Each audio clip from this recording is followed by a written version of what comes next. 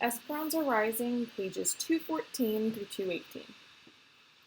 Los duraznos, peaches. Now, along with her prayers for Abuelita and Mama, Esperanza prayed for Marta and her mother at the washtub grotto.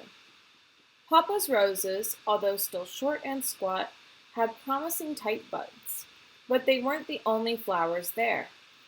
She often found that someone had put a posse of sweet asylum in front of the statue, or a single iris, or had draped a honeysuckle vine over the top of the tub. Lately, she had seen Isabel there every evening after dinner, kneeling on the hard ground. "Isabel, are you saying a novena?" asked Esperanza when she found her at the statue, yet again one night. "It seems you have been praying for at least 9 days." Isabel got up from her dedication and looked at Esperanza. "I might be Queen of the May. In 2 weeks, on May Day, there is a festival at my school, and a dance around a pole with colored ribbons. The teacher will choose the best girl student in the 3rd grade to be queen. And right now, I am the only one who has straight A's."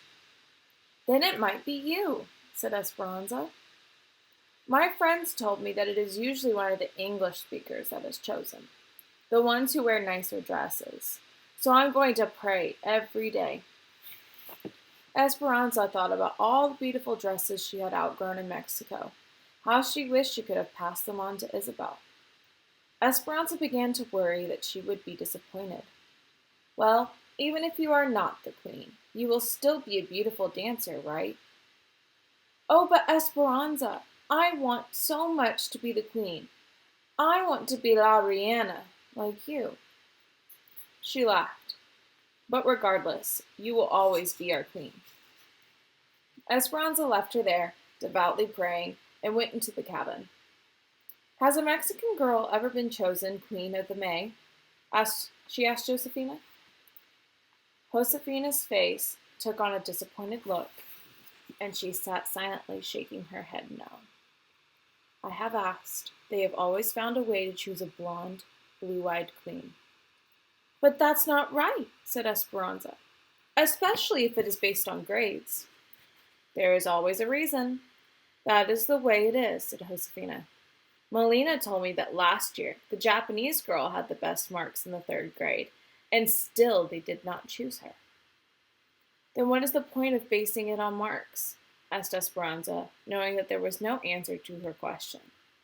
Her heart already ached for Isabel. A week later, Esperanza put yet another bundle of asparagus on the table after work.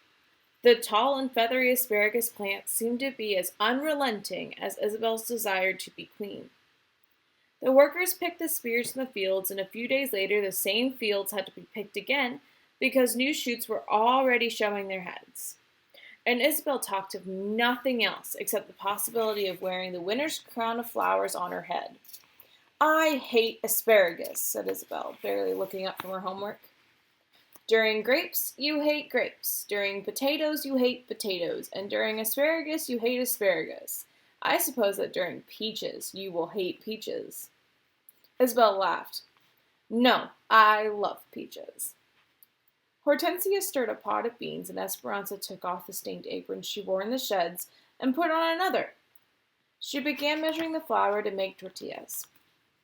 In a few minutes, she was patting the fresh dough that left her hands looking as if she wore white gloves. "My teacher will choose the Queen of the May this week," said Isabel. Her entire body wiggled with excitement. "Yes, you have told us," said Esperanza, teasing her. "Do you have anything new to tell us?" "They are making a new camp for people from Oklahoma," said Isabel. Esperanza looked at Hortensia. "Is that true?" Hortensia nodded. They announced it at the camp meeting. The owner of the farm bought some army barracks from an old military camp and is moving them onto the property not too far from here. "They get inside toilets and hot water and a swimming pool," said Isabel. "Our teacher told us all about it, and we will all be able to swim in it." "1 day a week," said Hortensia, looking at Esperanza. "The Mexicans can only swim on Friday afternoons, before they clean the pool on Saturday mornings." Esperanza pounded the dough a little too hard. Do they think we are dirtier than the others? Hortensia did not answer, but turned to the stove to cook a tortilla on the flat back comal over the flame. She looked at Esperanza and held her finger to her mouth, signaling her not to discuss too much in front of Isabel.